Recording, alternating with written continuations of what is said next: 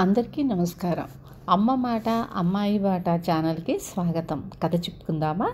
పారిపోయిన దొంగ. వీధి తలుపు చప్పుడు కావడంతో వంటగదిలో ఉన్న రమ వచ్చి తలుపు తీసింది. ఆసరికే బాగా చీకటి పడింది. అవతల ఉన్న మనిషి ఆమెను తోసుకొని లోపలికి వచ్చి చప్పున తలుపు మూసి, అరిచావంటే పీక నులిమేస్తాను, అన్నింటికీ తెగించాను, ఖైదులో నుంచి పారిపోయి వస్తున్నాను అన్నాడు కరుకుగా. వీధి వెంట నలుగురు మనుషులు పరిగెత్తిన శబ్దం అయ్యింది. వాళ్ళు దొంగను తరుముకుంటూ వస్తున్న రక్షక భటులు. వాళ్లను దూరం కానిచ్చి రమ నవ్వుతూ, చెరసాలలో సుఖంగా కాలం గడపక ఏం బావుకుందామని పారిపోయి వచ్చావు అని దొంగను అడిగింది. దొంగ కోపంగా, ఆ విషయం నీకు అనవసరం, ఇంట్లో ఇంకా ఎవరు ఉన్నారు అని అడిగాడు. నీకేమీ భయం లేదు, నేను ఒంటరిగానే ఉన్నాను, వంట సగం అయ్యింది, వంటగదిలోకి వస్తావా అంటూ దారి తీసింది రమ. దొంగ ఆమె వెనకనే వంటగదిలోకి వెళ్ళి ఆమె వేసిన పీట మీద కూర్చున్నాడు. రమ వంకాయలు తరుగుతూ కళ్ళనీళ్లు పెట్టుకొని కొంగుతో తుడుచుకుంది. నేను నిన్ను ఏమీ చెయ్యలేదే, ఎందుకు కన్నీళ్ళు అని దొంగ అడిగాడు. నిన్ను చూస్తే మా అన్నయ్య గుర్తుకొచ్చాడు. వాడు ఆవేశంలో ఎవరినో కొట్టి ఖైదు అయ్యాడు. అయితే ఒక రాత్రి నీలాగే పారిపోయి వచ్చాడు. వచ్చిన క్షణం నుంచి వాడికి శాంతి లేదు, నిద్ర లేదు, అన్నం హితవు లేదు, ఇల్లు కదలాలంటే భయం, బయట ఏ చప్పుడు వినిపించినా రక్షక భటులు వస్తున్నారని భయం. పిచ్చివాడిలా తయారయ్యాడు. శిక్ష పూర్తిగా అనుభవించి వస్తే ఇలాంటి భయాలు ఉండవు. ధైర్యంగా కొత్త జీవితం ఆరంభించవచ్చును. ఆ మాట నేను చెప్పాను. వాడు వినలేదు. 10 రోజుల పాటు ఇంట్లోనే అజ్ఞాతవాసం చేశాడు. 10వ రోజు రాత్రి హఠాత్తుగా రక్షక భటులు వచ్చారు. భయంతో ఆలోచించకుండా మేడ మీద నుంచి దూకేసి దెబ్బలు తగిలి 2 రోజుల అనంతరం చచ్చిపోయాడు అంటూ రమ కథ ముగించింది. దొంగ ఆమెను చూసి జాలిపడుతూ, గొంతు తగ్గించు, ఎవరైనా రాగలరు అన్నాడు.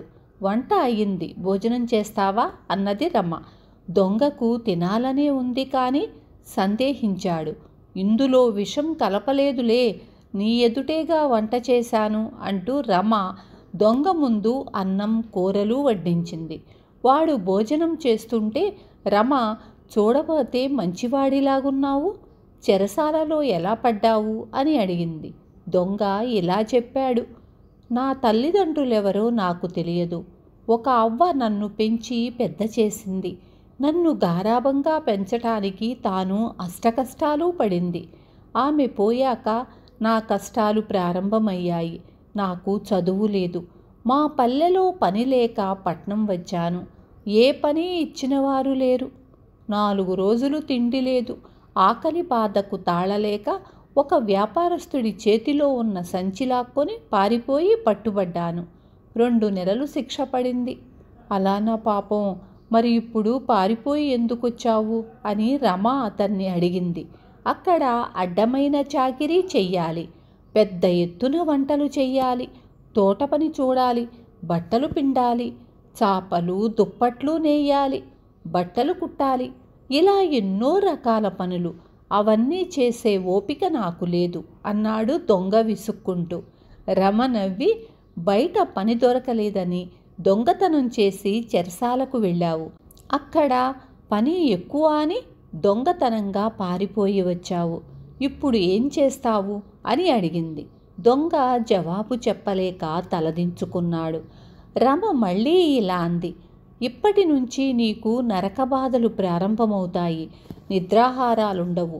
భయం నిన్ను నీడలా అంటిపెట్టుకొని ఉంటుంది. ఇప్పుడు నువ్వు ఎలా బ్రతుకుతావు? ఉద్యోగం ఎలా దొరుకుతుంది? నీకిప్పుడు జైలులో ఉన్న స్వేచ్ఛ కూడా లేదు. పారిపోయి వచ్చి నీ ఖైదు శిక్షను పెంచుకున్నావు అంతే. ఆ చెరసాలలోనే ఏ వంటలు చెయ్యడంలోనో, బట్టలు కుట్టడంలోనో, దుప్పట్లు నెయ్యడంలోనో, తోట పనిలోనో ప్రావీణ్యం సంపాదించి ఉంటే విడుదల అయిన వచ్చాక నీ బ్రతుకు నువ్వు స్వతంత్రంగా గౌరవంగా బ్రతికే మార్గం దొరికేది. అక్కడ నీకు శిక్షతో పాటు ఏదో వృత్తిలో శిక్షణ కూడా దొరుకుతుంది. నువ్వు చాలా తెలివి తక్కువ పని చేశావు, పారిపోయి వచ్చావు. దొంగకు కళ్ళు తెరుచుకున్నాయి. అతను తాను చేసిన పొరపాటు గ్రహించాడు. నిజమే, పొరపాటు జరిగిపోయింది. దీన్ని దిద్దుకోవడమెలాగా అని అతను రమను అడిగాడు. మించిపోయిందేమీ లేదు. నీ అంతట నువ్వే చెరసాలకు వెళ్ళి పట్టుబడు. అలా చేస్తే నిన్ను దండించరు. కొద్దిగా శిక్ష పెరగవచ్చు. పని నేర్చుకోవడానికి అది మంచిదే అన్నది రమ. దొంగ సంతోషంగా, సొంత చెల్లిలాగా మంచి సలహా చెప్పావు. నీ రుణం తీర్చుకోలేను, వస్తా అని వెళ్ళిపోయాడు. దొంగ వెళ్ళిన కొంతసేపటికి మళ్ళీ తలుపు చప్పుడు వినిపించింది. ఈసారి వచ్చినవాడు రమ తండ్రి. ఎప్పుడూ లేంది ఇంత ఆలస్యమైందేం నాన్న అని రమ తండ్రిని అడిగింది. చెరసాల నుంచి ఒక దొంగ పారిపోయాడు, అందుకే ఆలస్యమయ్యింది అన్నాడు తండ్రి. ఆయన చెరసాల అధికారి. మీరు ఖైదీలను చూసే తీరు అలా ఉంటుంది. చెరసాలలు కేవలము ఖైదీలను శిక్షించటానికే కాదు, వాళ్లలో పరివర్తన కలిగించేవిగా కూడా ఉండాలి. మీ చెరసాల నుంచి పారిపోయిన దొంగ మన ఇంటికే వచ్చాడు. నేను ఆ దొంగలో ఉన్న దొంగను పారతోలాను. అందుకోసం ఒక అన్నయ్యను కూడా కల్పించాను అంటూ రమ జరిగిందంతా చెప్పింది. బేష్, చెరసాల అధికారి కూతురివి అనిపించుకున్నావు. అతను చెరసాల చేరాడో లేదో చూసి వస్తాను అంటూ ఆయన లేచాడు. ఆ భయం నీకు వద్దు, చెప్పానుగా, అతనిలో దొంగ పారిపోయాడు.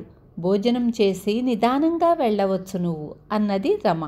విన్నారు కదా, శిక్ష వెయ్యటం తప్పు చేసిన వాళ్ళకొక్కటే మార్గం కాదు, వాళ్ళల్లో పరివర్తన తెచ్చేవిగా ఉండాలి మన పనులు మాటలు. రేపు మళ్ళీ ఇంకొక మంచి కథతో మీ ముందుకొస్తాను.